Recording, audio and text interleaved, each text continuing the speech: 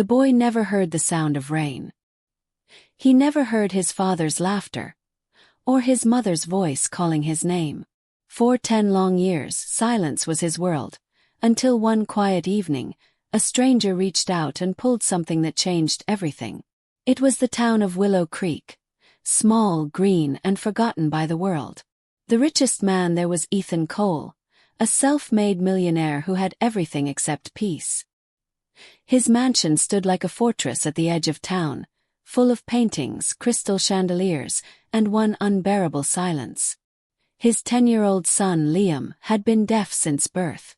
Doctors called it irreversible. Therapists came and went. But nothing, no surgery, no miracle cure, ever broke through the silence that held him prisoner. Ethan tried to be strong, but every night he sat by Liam's bedside, watching his boy sleep, wondering if he'd ever get to hear him say, "Dad." One morning, Ethan drove Liam to the old community park, a place he used to visit before success stole his simplicity. There, under the oak trees, a woman sat sketching by the fountain. She was ordinary, messy hair, faded coat, but her presence was oddly peaceful. Her name was Clara Bennett, a local art teacher who volunteered at the nearby school for special needs children. When Ethan's driver opened the car door, Liam bolted toward the fountain, laughing silently as water sparkled under the sun. Clara smiled. "You have a happy soul," she said, kneeling beside him.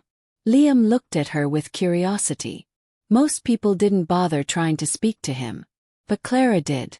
She touched her chest, then pointed to him, a simple sign of connection. Ethan watched, speechless, as his son smiled back. Over the next few weeks, Ethan kept bringing Liam to the park. Clara taught him how to paint, how to listen through feeling, the vibration of brushstrokes, the rhythm of colors, the heartbeat of silence. Slowly, the boy began to open up, his world expanding beyond what sound could offer. One afternoon, Clara brought something strange, an old music box, carved with swans and silver stars.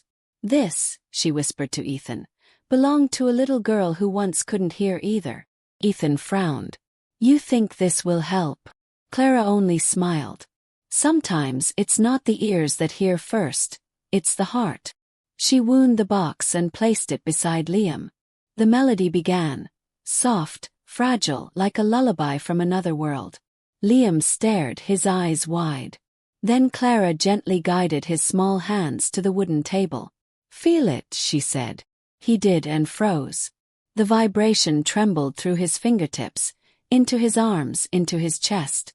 Tears filled his eyes as if something inside him recognized the music.